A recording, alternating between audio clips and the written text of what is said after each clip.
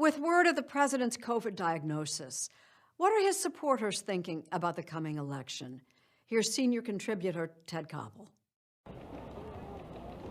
Election night, November 1960. As we've reported to you earlier, we see very little probability now of any change in these figures. It seems certain that John Fitzgerald Kennedy of Massachusetts will be the next president of the United States. Walter Cronkite may not actually have been the most trusted man in America, but he was trusted, as were his counterparts on ABC and NBC. And if they said Kennedy was the new president, well, that's the way it was. As we go through the night and toward the dawn, counting the votes in this, one of the closest presidential elections in many, many years. West Virginians were Democrats in those days. By 2016, this was solid Trump country. At one time, they had more money and they knew what to do with in this county. And McDowell County Sheriff Martin West reflected local optimism. You really think things are going to change? Well, I think that he can help us, yeah. 4 years later, the optimism is a little frayed, but support for Trump is undiminished. He's done a lot for us in the last 4 years. I feel he has. How did you react when you heard the news about the president and the First Lady having COVID? I was startled when I heard it, and my first thoughts really was how the Democrats is going to make fun of Trump, which they already have. MSNBC and CNN, they were already saying things that, you know, Trump should have already known this and everything, and they're going to be making fun over the next few weeks up until the election. In large part, it's his own dereliction is partly to blame for this. He chose to go out to rallies. He chose to downplay masks. He chose to not social distance and call it a hoax. Good evening. Where once television network newscasts provided a shared understanding of events, almost a social glue that held different parts of the nation together. It is understandable. It is more than understandable to be enraged. Cable television has turned to packaging the news according to ideological preference. And of course, it wasn't just the media. In fact, the official message of the Democratic Party is that Donald Trump had it coming. You're going to vote for him again? I sure am. Mike Lushbaugh is a former chairman of the McDowell County Republican Party in West Virginia. When we heard about the president having COVID, where did you get the news? I got a news flash on my phone the same time that it was released to the public. Lushbaugh doesn't get much of his news from television anymore. You remember when, back in the older days, when newscasters presented the news in an unbiased way. They just threw it out there and let people think what they wanted to think about it. They've gotten away from the pure art of reporting, and it's just lost my interest. Where do you get your information? A lot of it comes from Facebook, from YouTube feeds. Elizabeth Estep is the current chair of the McDowell County Republican Party. Her husband, Cody, is a county commissioner. This country's tore apart bad right now. I think either way, there's going to be an uprising here. We don't want that. We do not need that in this country. So if one of your friends said, Elizabeth, I don't know, I just can't handle Trump anymore, I'm going to vote for Biden, you'd just pray for him. Well, you know what I tell him? If he satisfies God, he has to satisfy us.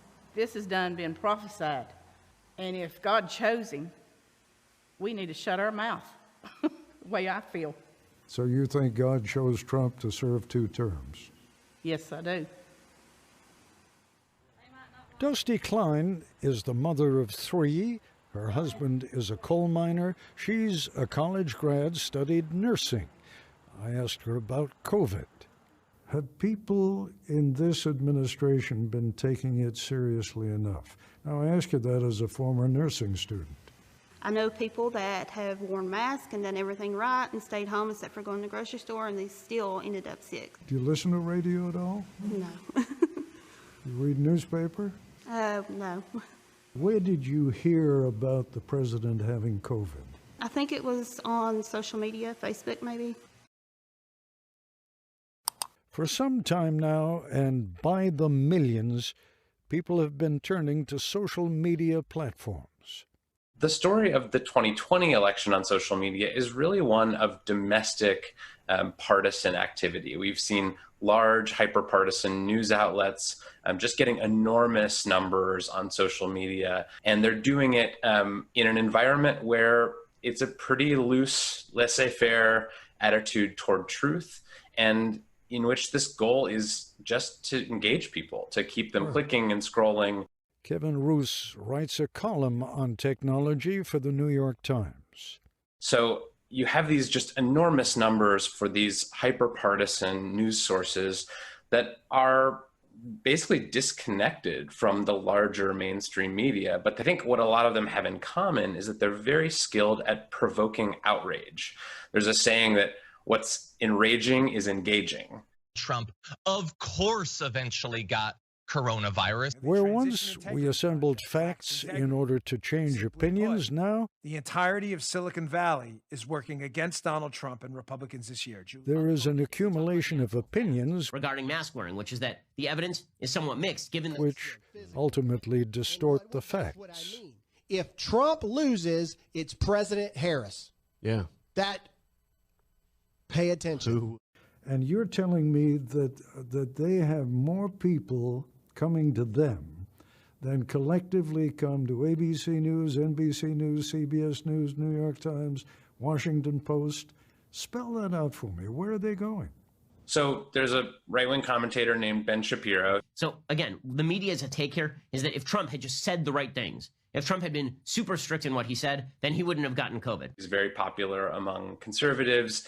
And in the last 30 days on his Facebook page, he has gotten 51.4 million interactions. That's more than 5 times as many as the New York Times. And it's more than CBS, CNN, NBC, ABC combined. You're kind of leaving me speechless here.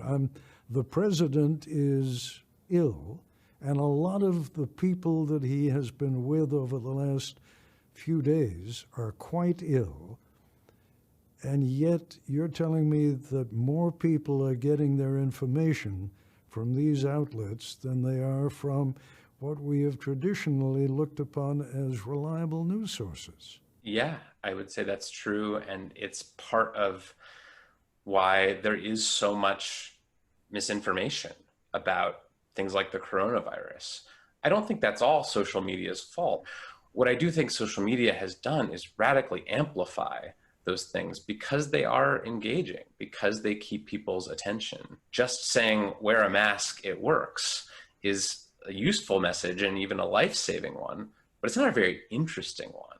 Whereas telling people that masks are part of a conspiracy, that the government is engaging in mind control, that there's something nefarious going on.